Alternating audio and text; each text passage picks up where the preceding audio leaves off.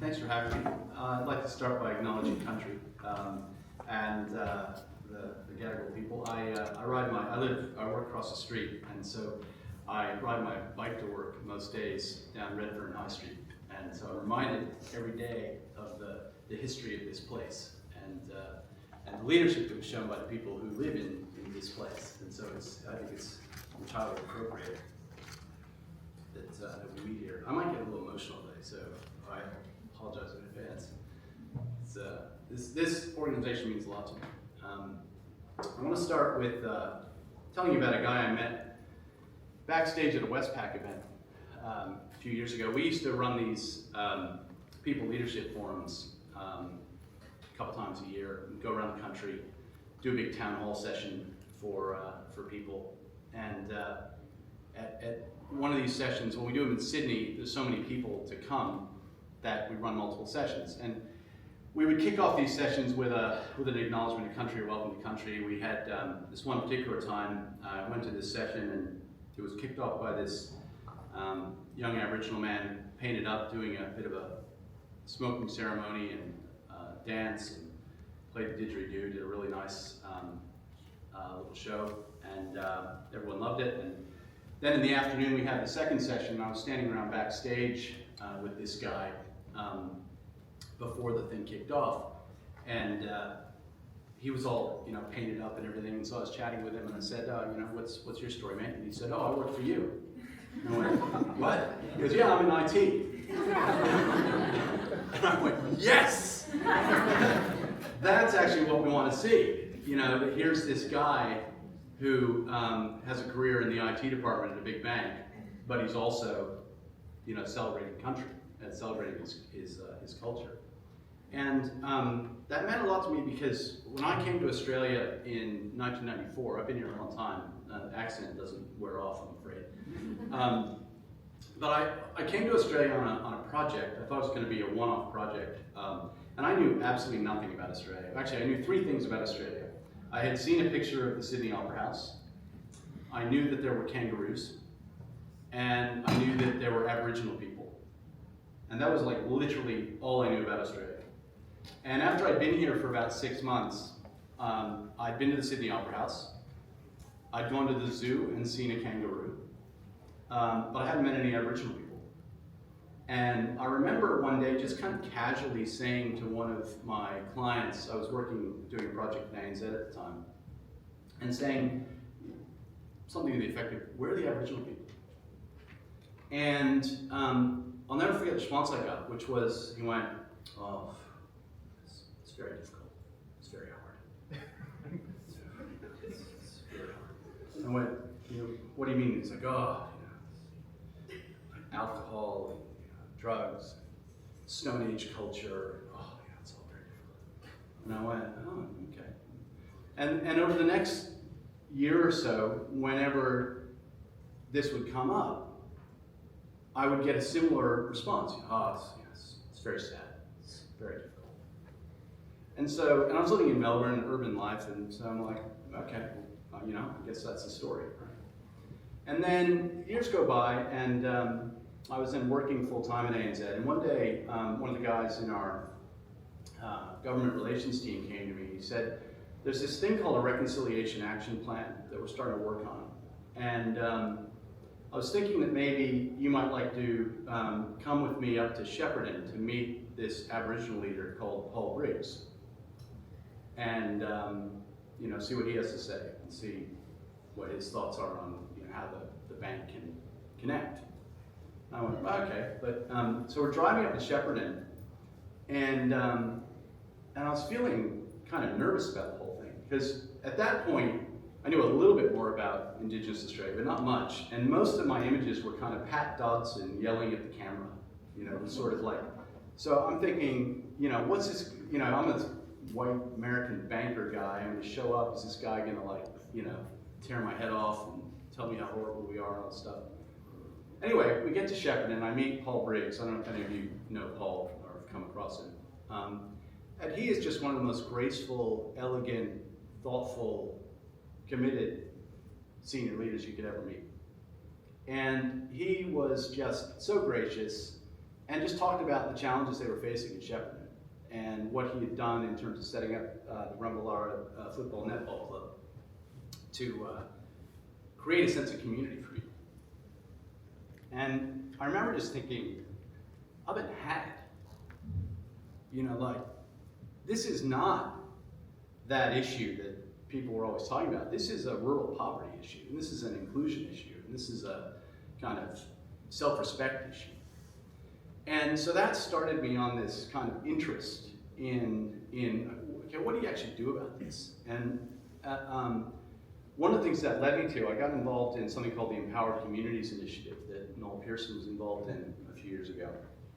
And I thought, well, what can we contribute? Well, we're a bank, so we know a bit about economics and so on. And so I started looking into it. And what became really clear to me was that the big missing piece in the whole story of proper reconciliation and opportunity was about the real economy and real economic opportunity. Because so much of, and this, you know, some of you may not totally agree with this observation, but so much of the focus in dealing with the challenges that face Indigenous Australia have been through the lens of government policy and through the lens of lawyers. And so it's all been about kind of change the law, change the policy, more government spending. And the thing that I've learned about government is, so first of all, the vast majority of people in government are incredibly well-intended and dedicated to serving the community. But most of them have actually never worked in the private sector. And they don't actually understand how an economy really works. And so they're, you know, it's one of those things that if all you got is a hammer, everything looks like a nail. So every problem looks like we need a new government policy. We need a new government spending. When actually, what we need is real fucking jobs that actually contribute value to the economy and create opportunity for other people. And as you all know so well, I mean, jobs are just so important. Real jobs are so important because they create self-respect and they create growth. More people working leads to more people working. And so I think the missing piece has been around how do we create opportunities for Indigenous people to work in the real economy and to contribute and grow their careers in ways that grow the economy of Australia and create opportunities for everybody else.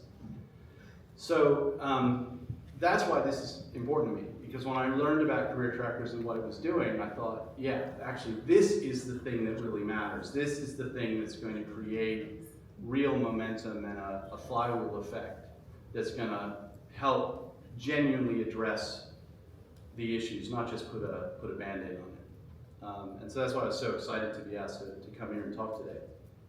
I thought, I know you've got a theme around legacy and leadership, so I just thought I would share a few thoughts on leadership that I've learned over the years. And the first thing I would say is you are already all leaders. The fact that you have engaged in this program, been resilient, overcome the challenges that each of you would have faced in various ways, you are leading the way, and that is something you should feel confident about. Leadership doesn't mean you have to be a CEO or a company director or whatever. It just means you have an influence, and you start by leading yourself, and then you have a broader influence on other people, and you create a bit of a wake behind you that creates opportunity for others. So I thought I'd share a few quick thoughts that are both a framework for leading other people, the way that I used to think about running an organization, but also I think these same points are helpful for leading yourself. I don't have a very good memory anymore, so I'm getting pretty old, so I like to make things really easy to memorize, and so I've turned this into 5 things that all start with C. So all you have to remember is 5 C's, and then you can kind of unspool this. To explain the first C, I want to tell you about a lady named Miriam who worked for me at ANZ, and we had a business in Hong Kong. We'd opened a credit card business. This is back in the early 2000s, and after a year or two of trying to build this credit card business, we concluded it wasn't going to work, and we had to shut it down. And Miriam, who I think I want to frame this to demonstrate that this wasn't an obvious thing to do. She was going to a business in Hong Kong. She is a Muslim woman who would not naturally be someone that you would see in a credit card business in Hong Kong, coming from an Australian office. And she went up there, and it happened that her timing was really bad, because when she arrived, it was the month where we did our staff survey. And we were all measured on the results of our staff surveys. And so she got there in May. We did the survey at the end of May, and I got her results in June. And I rang her up and said, Miriam, I've got your staff survey results here, and you seem to have 100% staff satisfaction. And she said, yeah. And I said, you have told them that we're closing the business down, right? She said, yes. And I said, and you have told them that they're all going to lose their jobs? She said, yes. And I said, okay, I give up. What are you feeding them? How did you do that? And she said, I speak to every staff member every day. Exact words. And I said, okay, tell me about that. And she said, well, we're not that busy because we're in shutdown mode. There's about 30 people left in the business. So every day I go around the business and I sit down with someone and I say, how are you? How's your job hunt going? Do you need anything? How are you going with your shutdown tasks? And we just have a conversation for as long as it takes. And then I go on to the next person and I say, how are you? And I have that conversation 35 times a day. And the next day I start over and I do it all again. And the result of that simple focus was 100% satisfaction of people who were all losing their jobs. Now, how's that possible? It's possible because Miriam cared. And so care, for me, is the first of these 5 C's. And to build on that, when I put this story in my book, and before I published the book, I contacted Miriam, we went and had coffee, and I said, look, I want to tell this story, and I want to make sure I've got it right. And that I remember this correctly. And she said, yeah, that's right. She said, by the way, I'm still in touch with those people, right? And this is like 20 years later. I said, excuse me? She said, yeah, we have reunions every year in Hong Kong. She said, even the guy that used to clean the office comes. And I said, how is that possible? And we just started talking about it, and she pointed out that one of the things that happened during that period was that her senior team, who, by the way, were also all losing their jobs, went home with the junior people to explain to their parents that they hadn't done anything wrong. Because they knew the cultural impact of loss of face, of potentially losing their jobs, and they wanted to make sure that they were helped through that. And so, I guess the reason I wanted to tell that story here is that I think there's a perception that somehow being part of a community, looking after each other, being a human being is antithetical to leadership in a big organization. That somehow there's like corporate life and human life. And it's just not true. That organizations are made up of human beings. And so one of the most essential aspects of leadership, I think, is caring about people as individual human beings. Now, that doesn't mean you don't have difficult conversations with people. It doesn't mean sometimes you have to make tough business decisions that affect people. But your starting point is that you treat people with respect and dignity and acknowledge that everyone's on their own journey. And if you take the time to get to know people and really understand them, then I've found that you can actually have very difficult conversations with people, but they know it's coming from a foundation of I fundamentally want you to be successful on your own terms. So that's the first C, care. The second C, and I'll go through this pretty quickly just in the interest of time, the second C is context. And context is about the why. So the sense of purpose. Why does the organization exist beyond making money? What is the contribution that this organization makes? And how does what each person does all day link to that broader sense of context? And as a leader, part of your job is to help people connect what you're asking them to do with some broader sense of purpose. Because nobody really jumps out of bed each day wanting to create shareholder value. You know, even the grumpiest investment bankers that I've known, that's not really what it is. And actually, since I'm talking about investment bankers, I'll give you an example. If you go and visit, has anyone ever visited the office of an investment banker? Yeah. What do you notice about their office? What do you see in their office? Very fancy. Yes, but lots of artwork. and what else? It fits the ego. Very quiet. Sorry? It fits the ego. It does. Well, what you might also see is what are called tombstones, which are those little acrylic mementos of the deals that they've worked on. And sometimes those mementos are like a truck, a little toy truck, or a windmill, a little windmill or something. And I've often seen that you see those around these guys' offices. So people who are supposedly all motivated by money, actually what they're proud of is they were involved in this thing that happened over here. Yeah, they like it. but they're proud of feeling like they've made a contribution. And I think that's inherent in the vast majority of people, is they want to feel like what they do all day is meaningful. And so part of the job of a leader is to help connect people with meaning.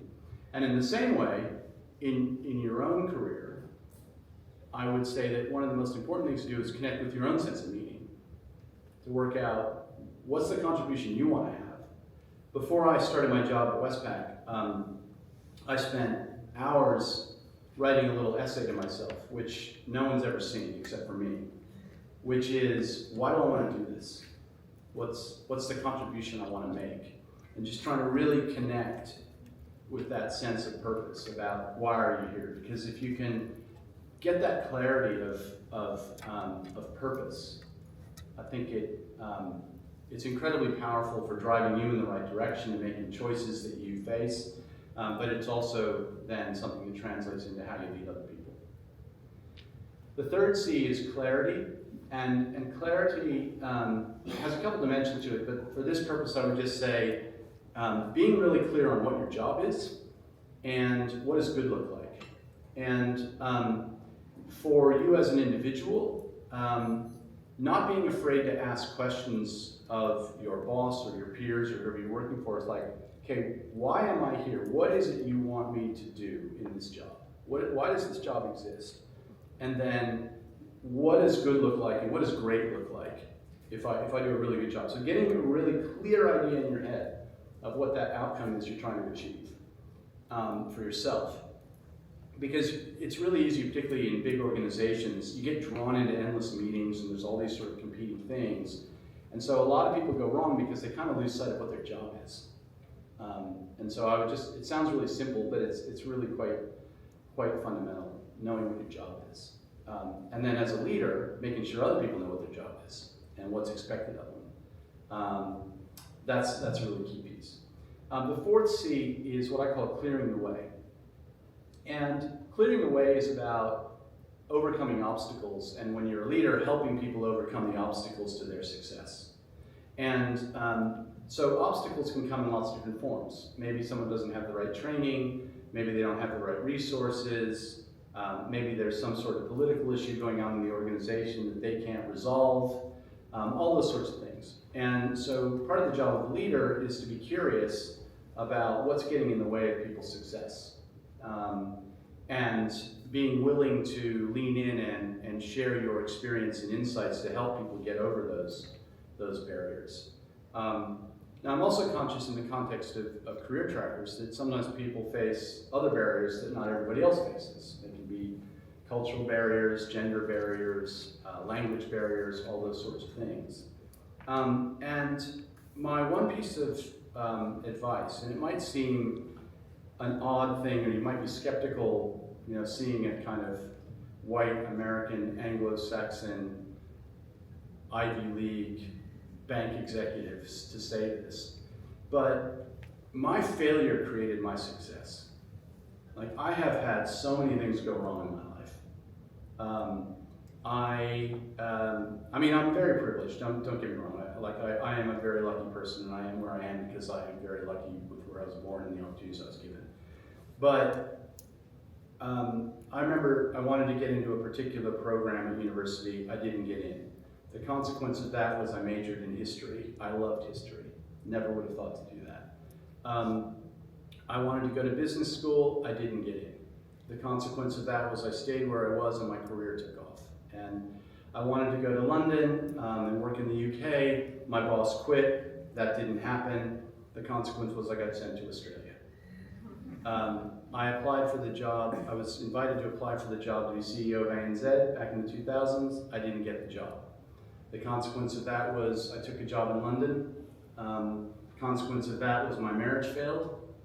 The consequence of that was I married my wife Georgie, who I adore, and I'm unbelievably happy as a consequence. But the consequence of that was I had to move back to Australia, which wasn't a bad thing because my kids were here. I was thinking I was going to have this career in the UK. Marriage failed, need to go back to Australia, ended up at Westpac. Got fired from Westpac. Consequence of that was I had time during COVID to reflect, to write my book, to take on a portfolio of other things. I got invited to join the board of the Australian Museum, which has just created all sorts of amazing growth for me. I started a small business doing online lending. Didn't work. Sold the business for basically nothing. Another failure. However, I learned a whole ton about startup life and what's involved in that. Consequence of that was I ended up with a job at Quantium. Now I'm on the front lines of what's happening with the AI revolution. I absolutely love what I do. So things are going to go wrong,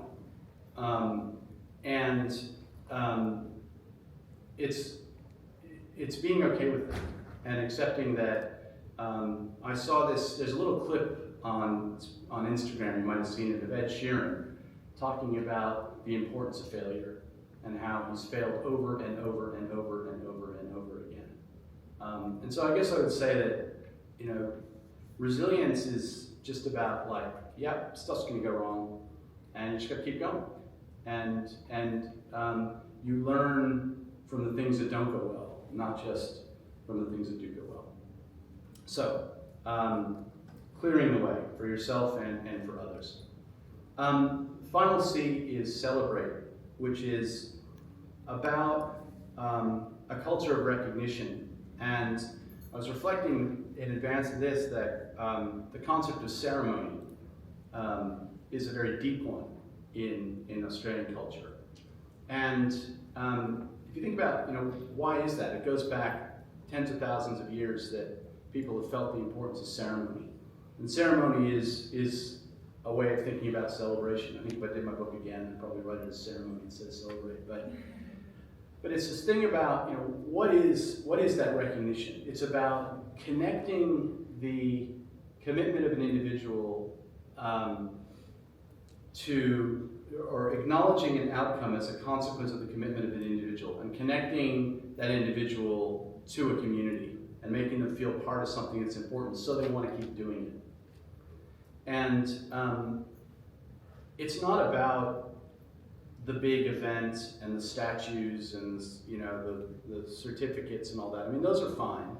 They have their place.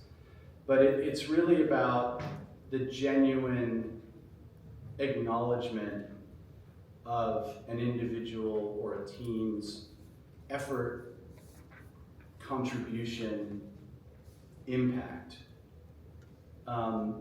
that makes them feel connected, make them want to keep doing that.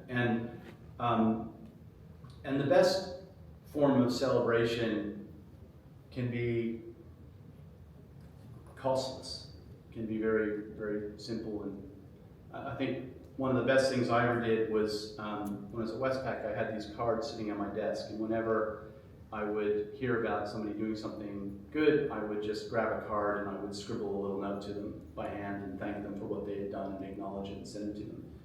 And not that long ago, I don't know, a year or two ago, I got stopped in the street by someone who said, "Oh, good to see you. I still have that card you sent me." Now, the reality is, it took me a minute to do that, but it's the point of acknowledgement. And I don't know if you guys still get those notebooks at the end of the Career Attackers thing. That symbolism, that ceremony involved in that. Those things are really important. And they're not about, it's not about pay and promotion and parties. It's about human acknowledgement. I thought I'd wrap up. I know we're going to do a bit of Q&A. I mentioned in passing that I like history, and there's a great book I read not that long ago called The Colony, about the founding of Sydney, from both a white perspective and the local Aboriginal people's perspectives. And it talks about the signal fires. Remember the story of the signal fires? That 1770, apparently, when Captain Cook was sailing up the coast, they saw these fires along the coast. And the assumption has been for many, many years that that was the local people sending a warning to each other off the coast that these strange ships were coming. But the scholars I read recently now think, actually it's probably just people like cooking dinner, doing their thing, being there, and the fires just meant they got seen. And I thought that was quite a nice analogy when I think back to my IT guy, that on the one hand, he's creating this fire through the smoking ceremony and everything, but actually he's also just doing his thing, working in IT. He doesn't have to spend all his time feeling the weight of, I'm carving this path for other people and this burden. I love the duality that just by doing your thing, doing well in the jobs that you're in, you are also creating a signal fire for others. You're also, there's a secondary benefit that you're sending a message to other people who will come along that, hey, this is the path. So I guess my thought to leave you with is just nurture that fire and just cook your dinner, do your thing. just by being good at what you do and contributing in your organizations, be they big banks, small companies, rural public services, government departments, whatever it is. Just do your thing, be good, be successful. That alone is going to make a huge difference. And over time, I think we'll start to redress the many wrongs. Thanks.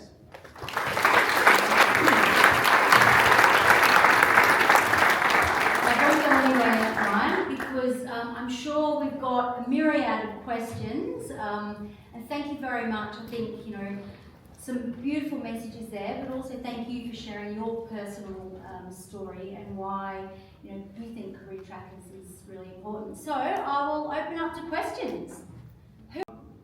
The relevant bits of advice I would give you is, the first is to think about your career as building bricks in a wall and making sure that every brick is solid. So the way that I suppose I got wherever I got was I started out by just trying to really do the job I was doing incredibly well and build a reputation as someone who always delivered and was good to work with.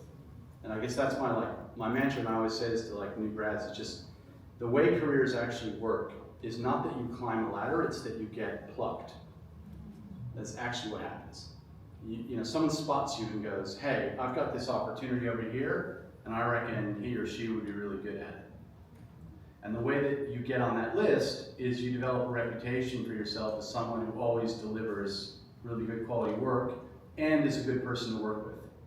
And being a good person to work with, there's lots of bits to that, obviously, but part of it is just having a generosity of spirit, helping other people be successful. You know, if people feel like you help them, then they want you around. So I've tried to, I wouldn't say I've been perfect at it, but over time, I guess it firmed up in my mind. It's like, okay, whatever level I'm at, I'm gonna do a really good job, and I'm gonna learn everything I can right now. I mean, there's things that I still draw on from some project I did 25 years ago that I never thought would be relevant, but then suddenly it turns out that that thing that I learned over here is relevant years later. So like, don't always be worrying about the next thing. It's like, get everything out of what you're doing, and then build relationships, you know, be generous with people, and people will want you around, and that will lead to more opportunity. And then more opportunity, continue the same thing, and so on.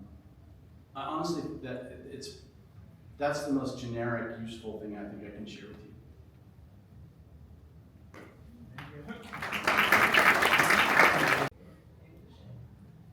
Yeah, we ended up doing a number of programs. The main thing that we found that we could do up in Shepparton was, number one, help build financial literacy for people. So we started working with them to create financial literacy programs for Aboriginal people and people in the community, just teaching them some kind of pretty basic stuff that was lacking. And then also advocating with local businesses to hire them. And I think that ended up playing into some of the early internship programs that we did for people placing grads in branches and that kind of thing. Another thing it led to, actually, now that you mention it, I remember it was this, at the time I thought it was kind of a silly little thing, but Paul highlighted to us that people in his community didn't necessarily feel welcome in a bank. That they were intimidated because they didn't necessarily know what they were doing, didn't feel confident, they felt condescended to or whatever. So we did this thing, which I'm slightly embarrassed to say, but we actually ended up putting stickers on the windows of the branch that had like Aboriginal colors and stuff on them that was basically saying, "You are welcome here." It was a little thing. We started doing that around our branches. But that came from a conversation where it just wouldn't have occurred to us that people would feel intimidated. So it was a real kind of two-way awareness thing. And then over the years, I would talk to Paul from time to time. He always had some scheme he was trying to cook up, and he would call me for advice. Families, young ones. Thinking back to when your kids were young, you were navigating your career. Reflecting on that time, do you feel like you had to make sacrifices to get where you are today, or like did you get that balance right? Did you not get that balance right? Like, what are your learnings and any insights? Yes, I did.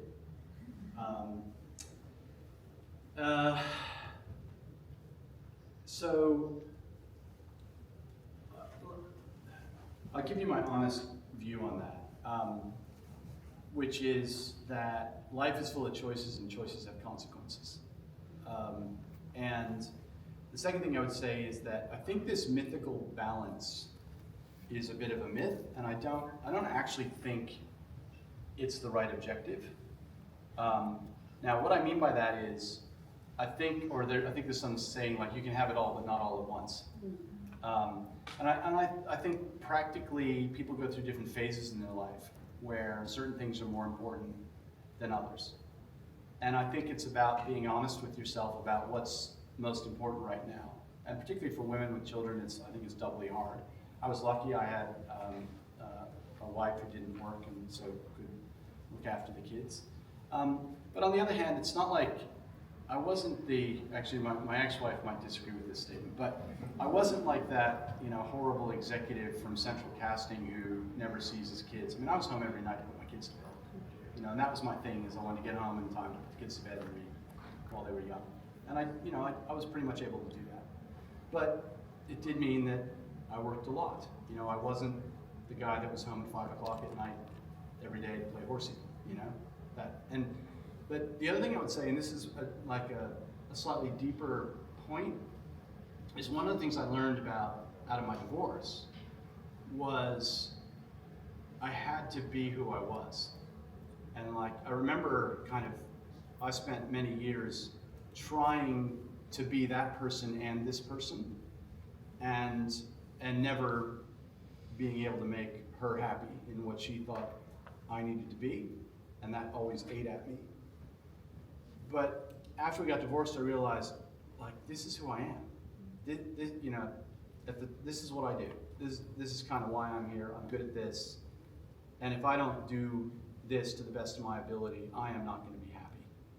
Now, that doesn't mean I don't love my kids, because I do. But I had to think about, how can I build a connection? What's the underlying? The objective is have a good relationship with my kids. So how do I achieve that while still being me? And I think broadly I've been able to do that. I mean, my youngest son is 19. He's a pain in the ass. He probably blames me. That's kind of normal. But like, my relationship with my other kids is great. But I think this kind of notion that you can have an amazing career in your 20s and go surfing every day, 4:30, forget it. So here's my hard truth department. I am where I am because I worked my ass off in my 20s. Like, I worked my ass off. I worked really, really hard. And that was a deliberate choice. Not everyone has to do that. I'm not saying you have to do that. I'm not saying that career success in a big company is the thing everyone should aspire to. It isn't. But don't kid yourself that there aren't trade-offs in life, because there are. Just make sure that they're the ones that are aligned with what's important to you, your purpose, your values, and then it's fine.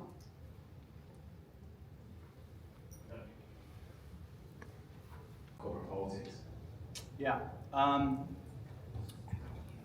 A couple of things. So the first thing is, in my experience, people tend to think corporate politics is about a bunch of people running around trying to stab each other in the back. That's not my experience. My experience is a couple of observations. So one thing, here's a little tip that will help you go far in life. Assume everyone is insecure. Right? Like, you've probably heard the line, everyone is suffering. It's basically true. Everyone has their own stuff. And everyone is insecure. No one goes into a job because they've done before. So most people have some sense of imposter syndrome or whatever. And with the exception of a small portion of actual psychopaths, and there are some, most people are just like trying to hang on and be successful. And large companies, that gets complicated because the responsibilities to deliver whatever the service or product is have to be diffused across multiple parts of the organization. They're dealing with multiple stakeholders, different customers, external groups, regulation, financial pressures, whatever. And so the consequence of that is a lot of sometimes conflicting objectives and not particularly well lined up targets, etc. So a lot of where politics emerges from is, I'm on the hook for this, you're on the hook for that, you need me to do this, but that's not lined up with my incentives. And so how do we navigate that? And so my advice is mostly to start by trying to understand what the other person's on the hook for and what they're trying to do and what the pressures are that they're facing. And then and then you sort of go, oh, okay, so if that's your constraint, how can we figure out where we work together so I can get what I need, but I can help you get what you need? And that's generally been the way I've approached it. It's like acknowledging that the nature of companies sometimes means that not everyone's priorities are lined up together. And it's about the human relationships of navigating that is what underpins most of what people experience as politics. The other thing about humans is we assume we know why people do things. And it's been proven that we are really bad at knowing why people actually do other things. We often assume bad intent. We assume they're out to get us, we assume they're out to screw us. Generally not. So taking the time to be empathetic, be an armchair psychologist, try to be curious, understand where people are coming from, you can then often kind of go, oh, okay, so that's the issue. What if we try it this way? Or what if, how about I help you with that? And then can you help me with this? Or, you know, or maybe I need to go to my boss and say, look, I'm on the hook for this, but these guys, it's not on their priority list. Can you help me with with their boss to kind of resolve? You know, it's that sort of thing. Improving communications or whatever, like, okay, if I'm the boss, like, what do I actually have to do? And so I, over the years, paid attention to people who were good at it, and then tried to boil that down into, okay, what's a framework that I can carry around in my head?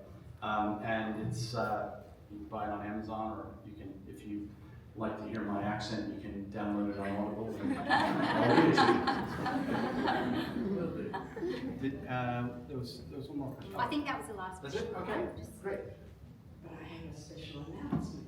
How is everyone today? You doing good? Yes. I hope so. I just Yes, want to already. make it